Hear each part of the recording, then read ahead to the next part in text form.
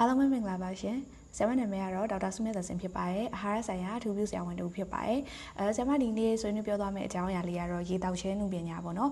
်ဒီဟာလေးနဲ့ပတ်သက်လို့ဆရာမလွန်ခဲ့တဲ့2နှစ်3နှစ်လောက်ကလည်းဆရာမရဲ့ဒီအာဟာရစကားဝိုင်း page မှာပဲစာအနေနဲ့လည်းရေးခဲ့ပူပါတယ်အခုနွေရာသီလည်းရောက်လာပြီနောက်ရာသီဥတုကလည်းအရန်ပူပြင်းနေ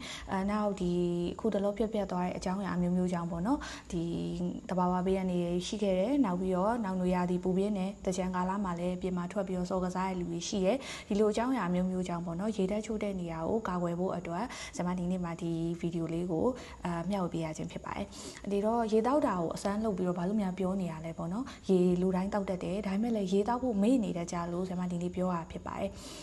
်လူတွေကတနေ့တာမှာကိုတောက်တဲ့ရေကိုပြန်ပြီးတော့တွက်ကြည့်လိုက်မယ်ဆိုရင်တနေ့လုံးကိုရေတန်ဖို့တပူးတောင်ပြည့်အောင်မတောက်နေတဲ့လူတွေအများကြီးပါပဲအခုကြည့်ရှုနေတဲ့သူတွေလည်းကိုယ့်ဘာသာကိုပြန်မေးကြည့်လို့ရတယ်ပေါ့နော်ဒီတော့ခါကျတော့ရေတက်ပြေဝပုံရဲ့အရေးပါပုံရဲ့နောက်ရေတက်ပြေဝအောင်ဘယ်လိုတောက်ရမလဲဆိုတဲ့အကြောင်းကိုဆရာမဒီဗီဒီယိုလေးမှာနှစ်ပိုင်းပြောတော့မှာဖြစ်ပါတယ်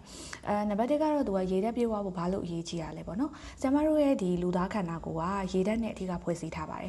ဒီတော့ခါကျတော့ရေတက်ချိုးတဲ့ပြီဆိုရင် cell လေးတွေကပြားချက်သွားမယ်ဇီဝကမ္မဖြစ်စဉ်တွေမမှန်တော့ဘူးနောက်စီးနေသွားမယ်တတွေးတွေနေသွားမယ်ခန္ဓာကိုယ်မှာထွက်ရှိတဲ့အရည်တွေနေသွားမယ်အဲ့ဒါဆိုရင်စီးပိုးဝင်နိုင်တာတွေစီးကြောက်တရားတွေဝင်းချုပ်တာတွေဖြစ်နိုင်တယ်နောက်ဆုံးဘယ်လောက်ဆိုလဲဆိုရင်အစားတောက်ပြတ်တာညားရိပ်မပြောတာတွေကလည်းရေတက်နေတာနဲ့ဆက်ဆက်နေတယ်လို့ပြောကြပါတယ်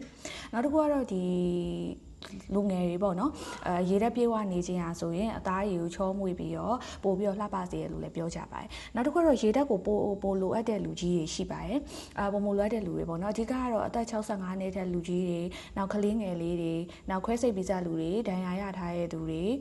နောက်ပြီးတော့ဝမ်းပြက်ဝမ်းလျှောယောဂဖြစ်ထားတဲ့သူတွေနေမကောင်းဖြစ်နေတဲ့လူတွေဒါမှမဟုတ်နေကောင်းခါစားပေါ့နလန်ထအချိန်တွေမှာဆိုရင်သူကရေတက်ကိုပို့ပြီးတော့လိုအပ်ပါတယ်ဒီအခါကျတော့တနေ့တာရေဘယ်လောက်တောက်ရမလဲဆိုတာကိုသူကကိုယ့်ရဲ့ကိုယ်အလေးချိန်နဲ့တွက်ချက်လို့ရပါတယ်ဒါပေမဲ့ဒီတွက်ချက်နေရတဲ့ငယ်ရှုပ်တဲ့အတွက်ဆရာမစာလေးနဲ့ရေးပြီးတော့ comment မှာရေးထားပေးပါမယ်အကြမ်းများအဖြစ်ဆိုရင်တော့လူတစ်ယောက်ကတနေ့ကိုရေ2လီတာကနေ3လီတာခန့်လောက်တောက်ပေးဖို့လိုပါတယ်ဒီတော့ရေပြင်တခြားဘာတွေတောက်လို့ရတယ်ပေါ့နော်ရေနွေးတွေတောက်လို့ရတယ်ရေနွေးချမ်းတောက်လို့ရတယ်ရေဓာတ်များတဲ့တတိဖြော်ရည်တွေတောက်လို့ရတယ်နောက်ပြီးတော့ဆုပ်ပြုတ်ဆုပ်တွေတောက်လို့ရတယ်ပေါ့နော်နောက်တစ်ခုကတော့ဒီရေဓာတ်များပါတဲ့နိုးနဲ့နိုးရက်ပစ္စည်းတွေဒိန်ရှင်ဒါမဟုတ်ရင်ဂျယ်လီစသဖြင့်ဒါမျိုးလေးတွေလည်းသူအစားထိုးပြီးတော့ကျွေးလို့ရတယ်ဒါပေမဲ့ကောင်းတာကတော့ခုနကပြောတဲ့လက်လက်ဆက်ဆက်တဘာဝနဲ့နီးစပ်တဲ့ဆုပ်ပြုတ်တွေဖြော်ရည်တွေအသီးဖြော်ရည်ကတော့ပိုကောင်းဆုံးပေါ့နော